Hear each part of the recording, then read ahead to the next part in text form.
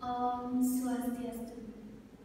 Sebelumnya perkenalkan kami dari kelompok 1 dengan anggota. Saya sendiri Nilumade Ayu Kartika Putri, NIM 200090043. Yang kedua, Nimade Dila Natalia Yuswari dengan NIM 202009018. Dan yang ketiga, Ida Bagus Wiratama dengan NIM 200090047.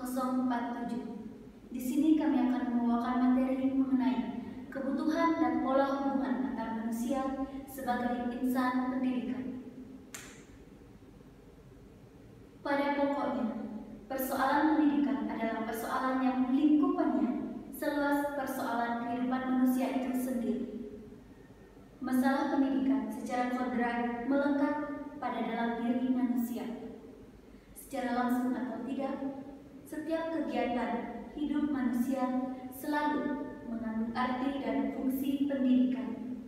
Dengan pendidikan, manusia melakukan kegiatan makan, minum, bekerja, istirahat, bermasyarakat, beragama, dan sebagainya. Dengan demikian, antara manusia dan pendidikan terjalin hubungan kasualitas. Karena manusia, pendidikan mutlak ada, dan karena pendidikan, manusia semakin menjadi diri sendiri sebagai manusia yang manusiawi. Manusia adalah makhluk yang sangat memerlukan pendidikan, atau bisa disebut juga dengan Homo educanum. Manusia dipanggil sebagai Homo educanum karena manusia tidak dapat dipisahkan dari pendidikan. Manusia memerlukan pendidikan dan harus dididik terhadap setiap individu. Pengertian Homo educanum menyiratkan adanya 3 subpredikat lainnya, yaitu Homo educanum atau makhluk terdidik, Homo educator atau makhluk yang dapat dididik, dan Homo educanum atau makhluk pendidikan. Oleh sebab itu, pendidikan bagi manusia sangat penting karena pendidikan tersebut merupakan salah satu usaha dalam rangka memanusiakan manusia dan memanusiawikan manusia. Tersirat dalam kodratnya, manusia sebagai makhluk pendidikan atas dasar potensi, kodrat cipta, rasa karsa, dan karyanya. Manusia berkemampuan untuk dididik, mendidik diri, dan makhluk yang dapat dididik. Selanjutnya, manusia sebagai makhluk yang perlu dididik dan mendidik diri. Ada 3 bagian prinsip. Yang pertama, prinsip historitas. Eksistensi manusia tiada lain adalah untuk menjadi manusia.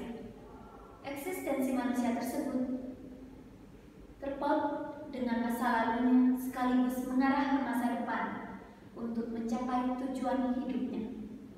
Dengan demikian, manusia berada dalam perjalanan hidup, dalam perkembangan dan pengembangan diri. Ia adalah manusia, tetapi sekaligus belum selesai mewujudkan dirinya sebagai manusia. Yang kedua, prinsip idealitas. Bersama dengan hal di atas, dalam eksistensinya manusia mengemban tugas untuk menjadi manusia ideal. Sosok manusia ideal merupakan gambaran manusia yang dicita-citakan atau yang seharusnya. Sebab itu, sosok manusia ideal tersebut belum terwujudkan, melainkan harus diupayakan untuk dapat diwujudkan. Dan yang ketiga, prinsip posibilitas atau aktualitas.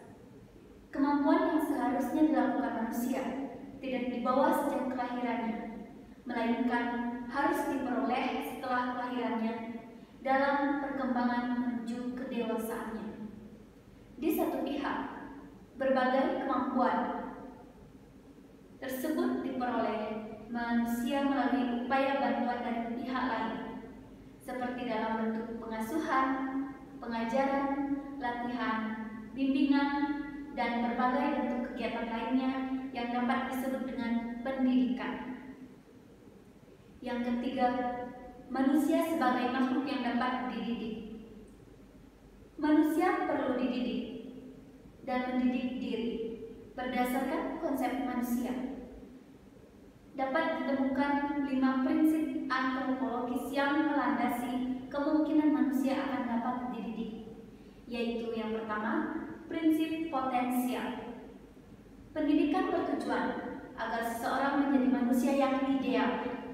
Sosok manusia yang ideal tersebut antara lain adalah manusia yang beriman dan bertakwa kepada Tuhan Yang Maha Esa, bermoral dan berakhlak mulia, pintar, cerdas, mempunyai perasaan, mempunyai kemauan, mampu berkarya, menghasilkan sesuatu, dan yang lainnya. Yang kedua, prinsip dinamika. Manusia itu sendiri memiliki dinamika untuk menjadi manusia yang ideal. Manusia selalu aktif baik dalam aspek fisiologi maupun spiritualnya. Ia selalu menginginkan dan mengejar segala hal yang lebih dari apa yang telah ada atau apa yang telah dicapainya. Yang ketiga, prinsip individual. Praktek pendidikan merupakan upaya membantu manusia atau peserta didik yang antara lain diarahkan agar dia mampu menjadi dirinya sendiri. Di pihak lain, manusia atau peserta didik adalah individu yang memiliki kesendirian atau subjektivitas, bebas dan aktif berupaya untuk menjadi dirinya sendiri. Sebab itu, individu mengimplikasikan bahwa manusia akan dapat dididik. Yang keempat, prinsip sosialitas. Pendidikan berlangsung dalam pergaulan atau interaksi komunikasi antar sesama manusia atau pendidik dan peserta didik. Melalui pergaulan tersebut, pengaruh pendidikan tersampaikan pendidik dan diterima peserta didik. Hakikat manusia adalah makhluk sosial. Ia hidup bersama sesamanya.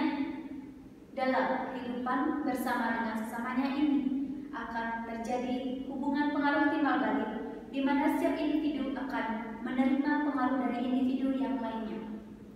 Dan yang terakhir, prinsip moralitas. Pendidikan bersifat normatif, artinya dilaksanakan berdasarkan sistem norma dan nilai tertentu. Di samping itu, pendidikan bertujuan agar manusia berakhlak mulia dan berperilaku sesuai dengan nilai-nilai atau norma-norma yang bersumber dari agama, masyarakat, dan budayanya. Di pihak lain, manusia berdimensi moralitas. Manusia mampu membedakan yang baik dan yang tidak baik. Materi yang keempat, manusia makhluk berpendidikan. Manusia sebagai objek pendidikan adalah manusia dalam perwujudannya sebagai individu yang menjadikan bagian integral dari masyarakatnya. Dua sisi perwujudan ini dipandang penting dan perlu untuk diproses dalam sistem pendidikan, agar di kemudian hari manusia dapat menemukan jati dirinya sebagai manusia. Manusia haruslah bersikap dan berperilaku adil terhadap dirinya sendiri, masyarakat, dan terhadap alam. Agar bisa berbuat demikian, manusia haruslah berusaha mendapatkan pengetahuan yang benar mengenai keberadaan segala sesuatu yang ada, dari mana asalnya, bagaimana keberadaannya, dan apakah yang menjadi tujuan akhir dari keberadaan tersebut. Untuk itu, manusia mendidik diri dan sesamanya secara terus-menerus. Yang terakhir, kesimpulan. Pendidikan adalah proses penyesuaian diri terhadap timbal balik antara manusia dengan alam, dengan sesama manusia, atau juga pengembangan dan penyempurnaan secara teratur dari semua potensi moral, intelektual, dan jasmania manusia. Pendidikan mutlak harus ada pada manusia karena pendidikan merupakan hakikat hidup dan kehidupan. Pendidikan berguna untuk membina kepribadian manusia. Dengan pendidikan, maka terbentuklah pribadi yang baik sehingga di pergaulan dengan manusia lain individu dapat hidup dengan tenang. Sekian presentasi dari kelompok kami. Terakhir saya tutup dengan para Santi. Om Santi Santi Santi.